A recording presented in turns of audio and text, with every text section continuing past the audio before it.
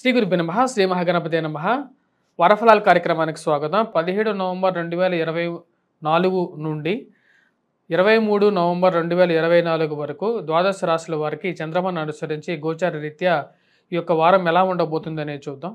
ముఖ్యంగా వచ్చినప్పటికీ ముందుగా గ్రహస్థితి చూద్దాం. గ్రహస్థితి గమనించినట్లయితే గురువు వృషభంలో కొనసాగుతున్నాడు. అదేవిధంగా కుజుడు నీచత్వం పొందాడు.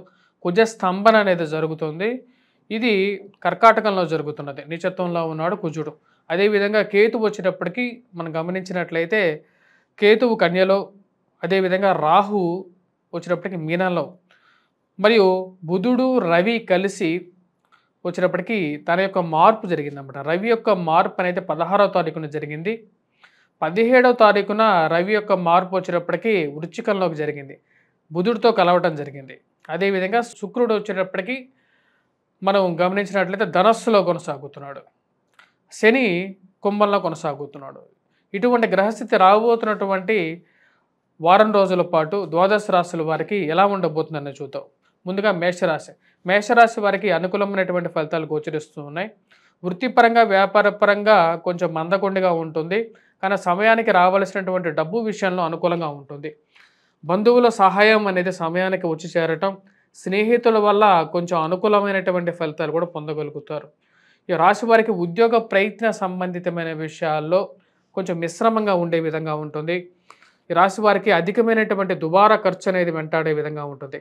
సమయానికి డబ్బు లేక కొన్నిసార్లు ఇబ్బంది పడాల్సినటువంటి పరిస్థితి ఏర్పడే విధంగా ఉంది. మరియు అదేవిధంగా సెల్ఫ్ డ్రైవింగ్ విషయంలో ఈ రాశి వారి జాగ్రత్తలు అనేవి తీసుకోవాలి. తల్లిగారి ఆరోగ్య సంబంధితమైన విషయాల్లో, మరియు అదేవిధంగా గృహ వాహన కొనుగోలు సంబంధితమైన విషయాల్లో దగ్గరగా వచ్చినటువంటి కొన్ని విషయాలు, అంటే గృహం కానీ వాహనం కానీ కొనాలని చెప్పి దగ్గరగా మీరు ఎంతగానో ప్రయత్నం చేసి వాటి వెనకాల తిరగటం, అవి దగ్గరగా వచ్చి దూరంగా జరగటం అనేది కొద్దిగా మానసికంగా బాధను కలిగించే విధంగా ఉంటుంది.